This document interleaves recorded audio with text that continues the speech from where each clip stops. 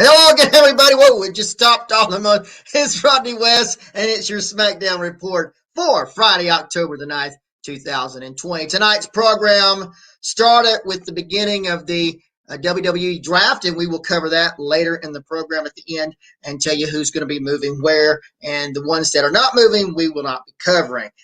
In the first match of the program, it was a falls counts anywhere, no disqualification match. And of course, they've been building this one for the last couple of weeks. It's going to be Big E versus Sheamus.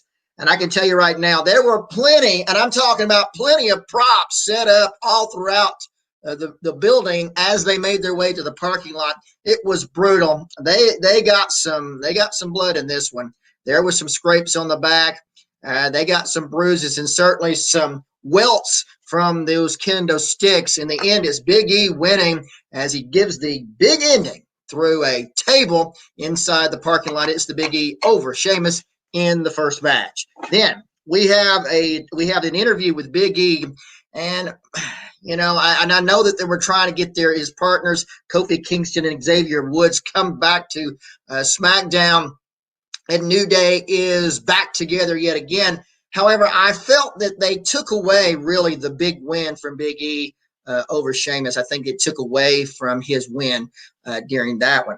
Of course, they will be on the program a little bit later on. Next, we have the interview with Jey Uso and his upcoming Hell in a Cell match with the Universal Champion Roman Reigns. And in that, Roman Reigns reveals that his special stipulation will be an I Quit match inside the steel cage at Hell in a Cell. Now, he also says there will be some consequences from the I Quit match as well, as it comes up later this month on the WWE Network.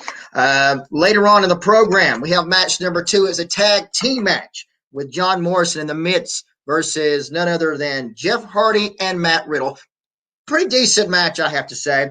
Riddle finally wins with the Bro Derek. And then, of course, it's he and Jeff Hardy winning that match. Later, a new guy comes out. Well, not a new guy. A guy returns by the name of Lars Sullivan.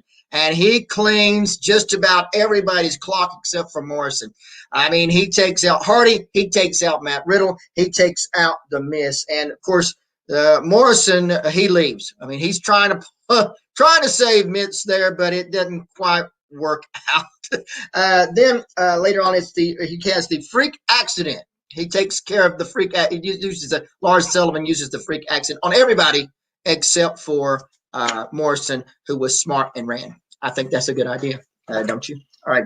Then we come up. We have another SmackDown Women's Championship match. This is the first time that Sasha Banks has returned since her injury, and she'll be facing Bayley in this one. And I have to say, the women stole the show tonight. It was exactly what you would expect from a revenge match.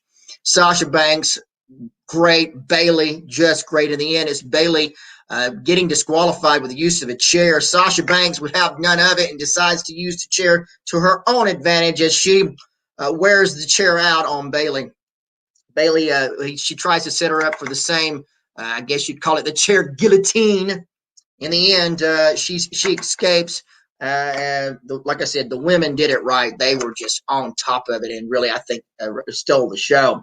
Then we recap what happened between Kevin Owens and Alexa Bliss, and showing last week's mandible claw on Kevin Owens from The Fiend in that one. We have an interview, just very slight interview with Kevin Owens and Alexa Bliss, where Alexa's telling him, let him in. Maybe later down the road, an association between Kevin Owens and The Fiend. Don't know at this time. Match number 4 brings the SmackDown Tag Team Champions, Shinsuke Nakamura and Cesaro, to face Cody Kingston and Xavier Woods New Day. And that one, for the 7th time, New Day becomes the SmackDown Tag Team Champions after a tremendous, just all the way across the ring, flying elbow from Xavier Woods on Nakamura. It was awesome. Absolutely awesome. Then we come back. We have an interview with Otis and Tucker. They are still concerned about the draft and the lawsuit by the Mets. Of course, we will talk about the trades and who's going where at the end of the program. Like I said, at that point, a lady steps in, hands a envelope to Otis, and tells him that there will be continuance of the lawsuit, which that means it's just going to move on. Then we come up to match number. Then we come up with a big interview with Sasha Banks, where she actually challenges Bayley to a Hell in a Cell match, and I'm sure that's going to be the SmackDown Heavyweight Women's Championship. It should be decent. I think it'll be a great match. We'll see how it goes. Sasha and like I said, Sasha and Bayley stole the show on this one, and I'm sure we'll do the same. Match number 5 brought The Fiend to the match. I think the first time is what they were saying with Kevin Owens. Fiend wins it. I mean, this match was totally physical match. I mean, they were everywhere. Kevin Owens, and again, as far as right behind the women's match, had to be this one. I mean, they pulled out all the stops in the end. It was the Fiend overwhelming Kevin Owens with a mandible claw, and that was the end of that. At the end of the show, it's Alexa Bliss and the Fiend standing, looking eye to eye, and looking back at the ring with Kevin Owens trying to get himself back up. Next week, it's going to be the season premiere of SmackDown, and that will be a 6-man tag team matches. New Day, Big E, Kofi Kingston, and Xavier Woods together for the last time, because the New Day will be going to Raw, which we will cover in just a second. They'll face Sheamus, Nakamura, and Cesaro. And for the Universal Heavyweight Championship, it will be Roman Reigns against Braun Strowman.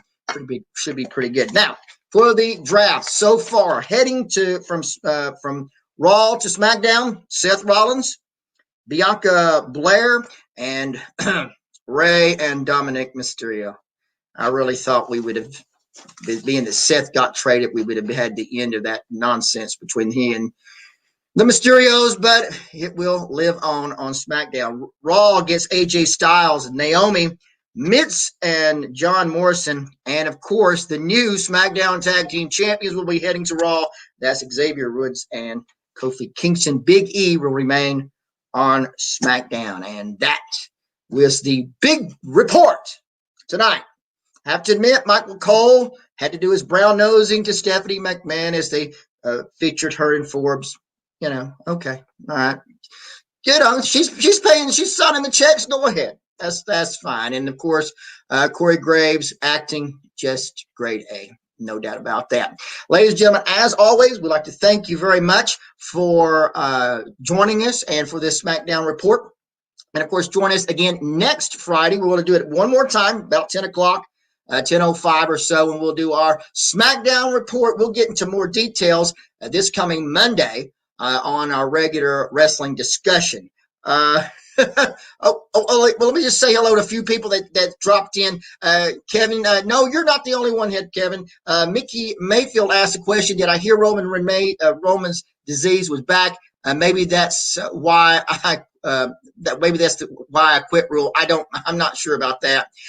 Chris Vicks is saying hello. And of course, Xavier Napier says, thought I'd stop by and say hello, Rodney. Well, I appreciate it. We welcome you all as always. And we always appreciate your support here at the channel. Make sure to thumbs up, share, and all that other good stuff. And for me and for all of us here at Pro Wrestling Inside Out, we always thank you. And until the next SmackDown report, which we will do next Friday night at 10:05, I'm Rodney West, and we'll see you on the next Pro Wrestling Inside and Out.